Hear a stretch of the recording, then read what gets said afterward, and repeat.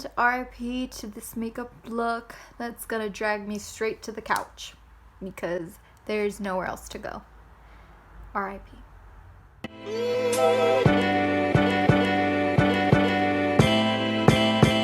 This week, what we are going to do is a Bodycon dress. One of the most simplest DIYs. And so if you got like 1.5 meters of fabric, you can make yourself a Bodycon dress. So Bodycon style dress, one of the most versatile pieces I have in my personal closet. It has been a huge lifesaver because it could be a shirt, it could be a skirt, a long skirt, short skirt, even as a dress. You just layer it, different types of jackets, give it different types of looks. It can go casual as it can go super dressy, depending on what you put with it. And so for me, I think it's just one of those must-haves in your wardrobe. But I wanted to do a little bit of twist on it because I got inspired by Pinterest pictures of putting ribbon as the little straps, and I thought that was the cutest thing. So without further ado, let's get into it. And if you just want to see me model it in my backyard, that'll be right at the end along with some bloopers. If there is this one, you're only going to need 3 things. So first thing we are going to need is craft ribbon, and I actually got one that's 38 millimeters. So I try to get like a really thick one, but not like too thick because I think too thick. So I thought this was the perfect size. So we're going to need ribbon, and a lot of it. Try not to get 1 meter because I found 1 meter doesn't give you as nice of sleeves as like having just a lot, and you can really choose. So now we have any fabric. So you can use any fabric you want as long as it has stretch. So as long as it's really stretchy. So this is, I think it's cotton and polyester together. So it has lots of stretch, but it's also really soft. You can also use like the cotton. I think this one's made out of cotton. Anyways, okay. So you can use whatever fabric you want as long as it has a lot of stretch. So this one has stretch 4 ways. So it stretches up and down, side to side.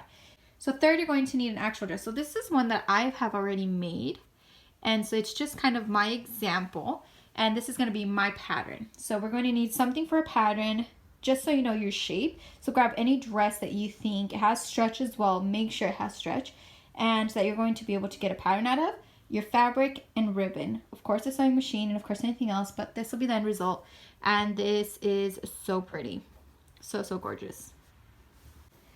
All right, so now I actually have pinned the fabric and I have pinned the dress to the fabric. So make sure that you do that because this one is very silky and it'll probably like move a lot.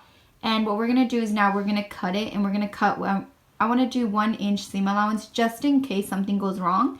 So 1 inch is, I'm guessing like 2 centimeters of seam allowance just in case. Yeah, so that's kind of easy. That's what we're gonna do. Should be okay. But I also folded the fabric in half, that way we cut 2 pieces at a time. Yeah, I hate cutting one thing at a time, so I'd rather just cut 2, get it over with, sew them together, and then see where we are after that. Okay, so you should kind of be left with something like this. Look, it's not perfect. I feel like that side's a little less curved than the other side. But as we go, we're going to fix it, and just now we just have to sew it down. So first we're just going to start by joining the 2, just sew them.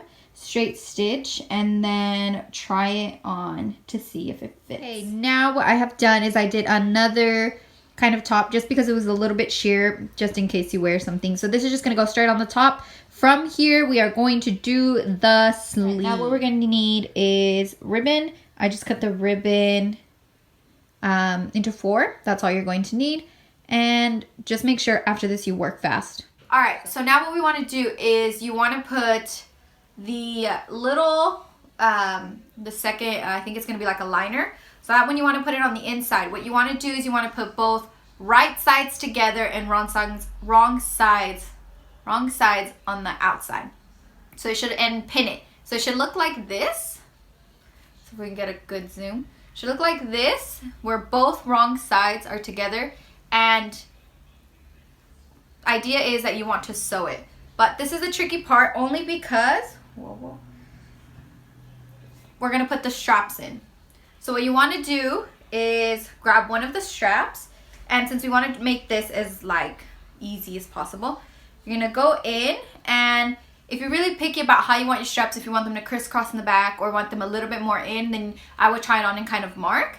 I'm just going to guesstimate, and what we're gonna do is pop the first strap in and kind of leave space, because this type of ribbon frays a lot. As you can see, it's fraying, so you have to work fast and pin it. And just do that for all 4. Alright, so now what you want to do is just make sure that they're more or less even on each side.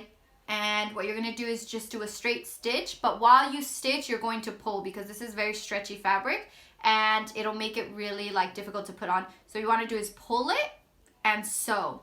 And then that way when you kind of bring it together, it'll be a little bit wrinkled, but it doesn't matter what it looks like off. It's about when you put it on. Alright, so I have hemmed the dress, and it's just with the simple zigzag stitch.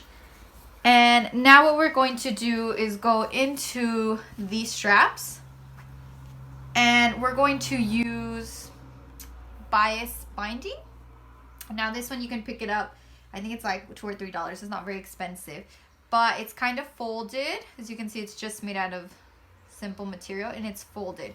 So what I have done is I have measured out the size of the ribbon, and I have already made a couple of these. So I've already made 4, and I just sewed them on the side. And what you're gonna do is you're gonna pop them in, because as you can see, this frays.